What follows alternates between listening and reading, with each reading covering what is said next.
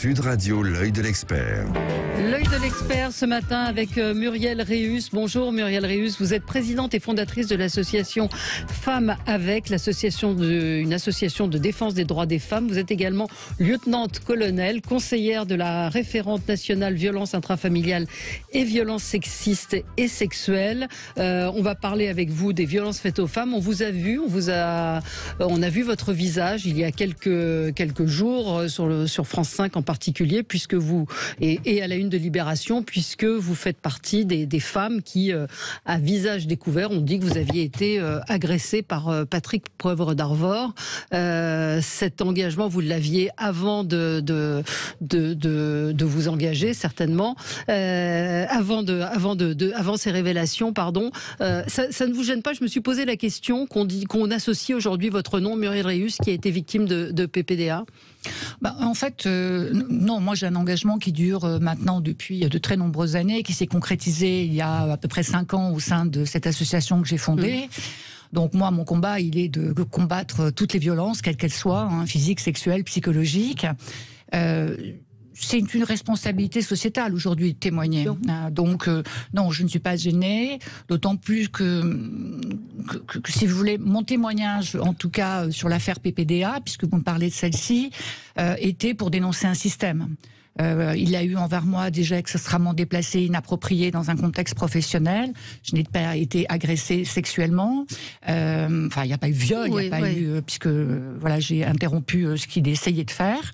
Et c'est une agression malgré tout. Oui, c'est une agression malgré tout, et c'est une agression, pas malgré tout. C'est une agression. Il me semblait absolument indispensable, si vous voulez, d'abord d'informer immédiatement la présidence de TF1 de ce qui venait de se passer, et deuxièmement d'avoir ce devoir de responsabilité qui était d'accompagner les femmes qui avaient déjà témoigné dans cette affaire.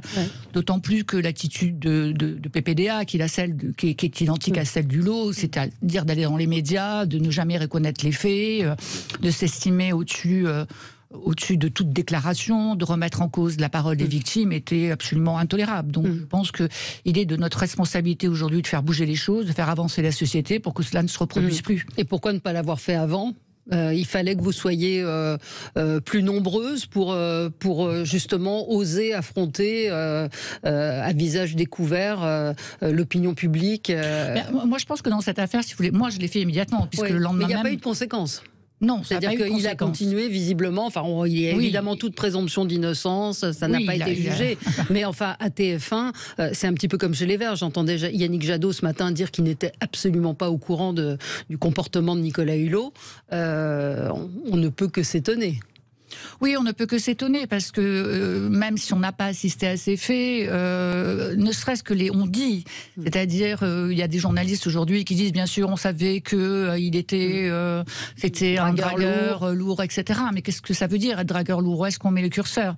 Ça pose la vraie question du consentement. Comment est-ce qu'on interprète le consentement? Comment est-ce qu'on le comprend? Comment est-ce qu'on le met en place aujourd'hui?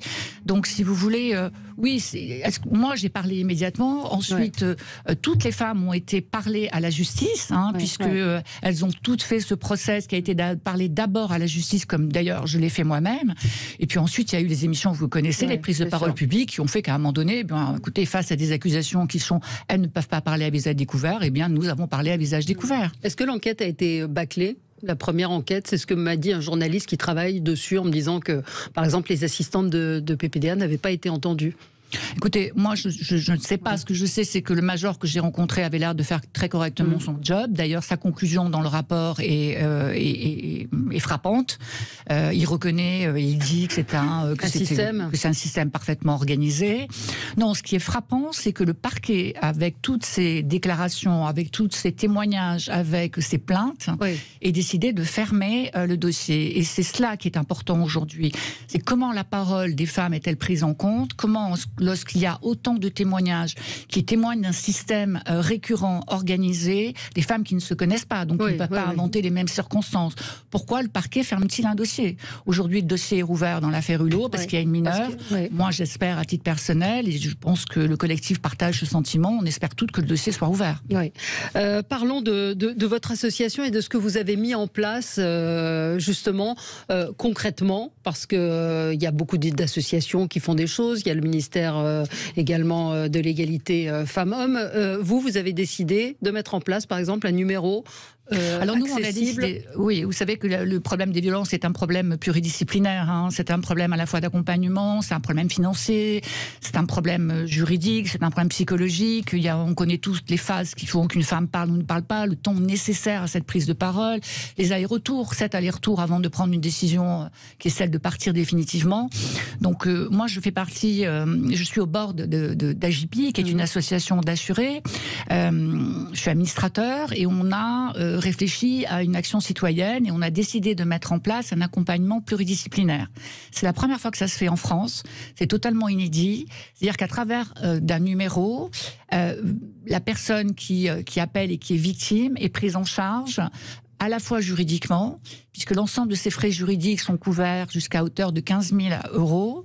Elle est prise aussi en charge psychologiquement, sans limitation de durée. Hein. Il y a des psychologues cliniciens formés qui sont là pour la prise de parole et de l'écoute et de l'accompagnement. Et c'est aussi une solution qui permet de prendre en charge, dès le premier jour, les arrêts de travail qui sont liés effectivement aux violences conjugales.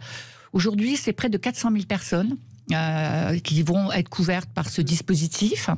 Et la nouveauté, c'est la première fois que je l'annonce, donc je le fais chez vous Valérie, c'est que nous allons pouvoir, Femmes avec, va pouvoir aussi, parce que ce contrat, enfin, cette solution aujourd'hui, cette solution aujourd'hui, elle est inclue dans des contrats de prévoyance et de santé d'AJPI. D'accord. Donc, sans surcoût, hein, mais il faut être assuré. Et là, Femmes avec va pouvoir, toujours avec le soutien d'AJPI, offrir gratuitement cette solution aux personnes victimes de violences. Et qui ne seraient pas abonnées, qui n'auraient pas de contrat chez AJPI. Voilà, qui n'auraient pas de contrat chez AJPI. Il faut que ces personnes... Donc qu'est-ce qu'il faut faire si des femmes nous écoutent, nous entendent, sont victimes de violences? Parce qu'il y a toute cette prise en charge, mais il y a aussi la difficulté du premier appel, du premier pas, qui est parfois il y a la difficulté très difficile. Oui, bien sûr, cette difficulté, elle est récurrente, hein, la difficulté du premier pas. C'est pour ça qu'il y a cette aide psychologique. Pour être prise en charge gratuitement, comme je viens de le dire, il faut envoyer un mail à contact@femmeavec.org, femme au pluriel, hein, avec.org, et avoir déposé une main courante. Et ensuite, les équipes de Femmes avec prennent contact avec la personne qui a manifesté son soutien d'être accompagnée, et le processus peut se mettre en place. Donc, vous voyez, c'est extrêmement innovant. La plateforme sera ouverte 24 heures sur 24 et 7 jours sur 7. Il y aura un numéro de téléphone dédié pour cette solution qui sera offerte gratuitement.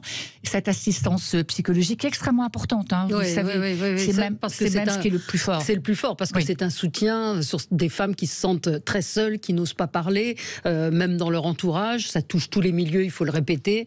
Et il faut sortir de cette emprise parce que c'est d'une emprise dont on parle. On parle réellement d'une emprise, on parle de peur, on parle de difficulté à s'exprimer, on parle de déni aussi parfois, parce qu'il faut accepter d'être victime et accepter de se considérer comme étant une victime.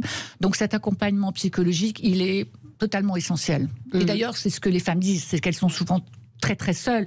Vous savez que moins de 40% des femmes demandent de l'aide dans des circonstances de violence conjugale. C'est très très peu.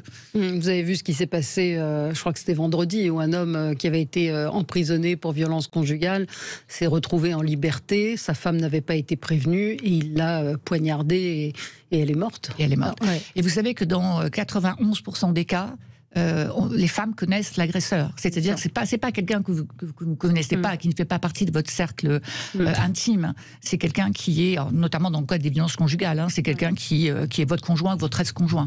Donc il faut dire à toutes les femmes d'essayer de se libérer de cette emprise. Je pense que c'est le premier pas. Et puis d'appeler, ne serait-ce que pour avoir des conseils. Il faut appeler ne serait-ce que pour avoir des conseils. Il faut se mettre en relation avec nous pour qu'on puisse les accompagner. Et puis ce qu'il faut souligner aujourd'hui, c'est qu'on parle beaucoup de la libération de la parole, mais moi je vais parler de la libération de l'écoute. Je pense qu'aujourd'hui on a franchi un cap, on n'est plus dans la libération de la parole, les femmes, pas toutes, mais on va dire que la parole s'est extrêmement libérée, mais elle s'est libérée aussi parce qu'il y a une meilleure écoute. il y a une meilleure écoute aussi dans les gendarmeries, aussi dans les commissariats. Je tiens à souligner que tous les nouveaux policiers, tous les nouveaux gendarmes sont formés aujourd'hui. Donc, si vous voulez, il y a des évolutions. Le ministère a vraiment pris en compte cette problématique. Il y a des référents qui ont été nommés. Vous signaliez tout à l'heure la référente nationale qui s'appelle Dorothée Cloat, qui fait un job formidable. Vous savez que maintenant, il y a un système qui s'appelle Equity, qui permet d'aller prendre les plaintes directement chez les plaignants. C'est-à-dire qu'on peut, en gendarmerie, demander à prendre la plainte chez soi. Directement, que la personne, oui. Mais souvent, les femmes ont besoin de sortir peut-être du foyer pour... Oui, mais parfois, elles n'osent pas non plus aller au commissariat ou aller en gendarmerie. Donc c'est une chose... Et comment ça se passe avec, justement, le ministère des droits des femmes? Vous êtes en contact avec eux ou sont des initiatives en marge Non, ça c'est une initiative gendarmerie soutenue par le ministère de l'Intérieur. De l'Intérieur, oui, bien sûr. La gendarmerie est attachée au ministère de l'Intérieur. Et on a un extrait qu'on a entendu dans le zapping tout à l'heure, mais que je voulais vous faire réécouter de Camille Lelouch qui raconte comment, à l'âge de 19 ans, parce qu'on a dit tous les milieux, mais c'est aussi tous les âges, elle a été victime d'un homme violent et dont elle n'arrivait pas à se défaire de l'emprise. Écoutez. J'avais 19 ans. J'étais en bac pro commerce. J'ai vécu un enfer pendant 2 ans. Toutes les formes de violence qu'une femme peut subir, je les ai subies. Dans ces moments-là, qu'est-ce qu'il vous disait? C'est de ma faute, que c'est moi qui le poussais à bout, que je méritais, que c'était que de ma faute, que j'étais insupportable, que c'est moi qui cherchais ça. Donc je m'excusais à chaque fois. À chaque fois pour rien. Juste parce que j'avais peur. Je suis complètement sous son emprise. Après, au bout d'un moment, t'as tellement peur. En fait, j'étais en permanence avec l'envie de vomir. Je suis passée de 52 kilos à 40. Ouais. Enfin voilà, ça dure 6 minutes, vous pouvez le voir en replay, c'est un témoignage très très fort, mais on voit, elle avait 19 ans, ça a duré 2 ans. Non, mais c'est absolument abominable parce que l'agresseur est très fort en général. Oui. C'est-à-dire qu'il construit un environnement psychologique qui vous rend coupable. Donc vous vous interrogez vous-même. Il y a eu la séduction, il y a eu ce qu'on appelle la période la lune de miel.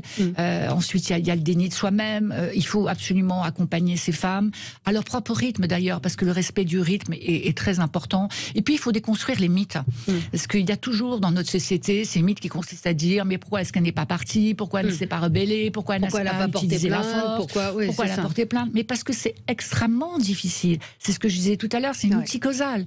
Donc il faut un accompagnement pluridisciplinaire pour prendre ça en compte. Et tant qu'on n'est pas dans cette situation, on ne peut pas l'imaginer. Donc, si vous voulez, nous, on doit exprimer de la bienveillance, on doit exprimer de l'écoute, on doit aller au rythme des personnes, respecter le rythme des personnes qui ont subi des violences. Et il faut absolument que la société avance sur ces sujets. Et il faut que les entreprises nous accompagnent aussi. C'est extrêmement important. Vous voyez, le rôle d'AJP aujourd'hui est fondamental.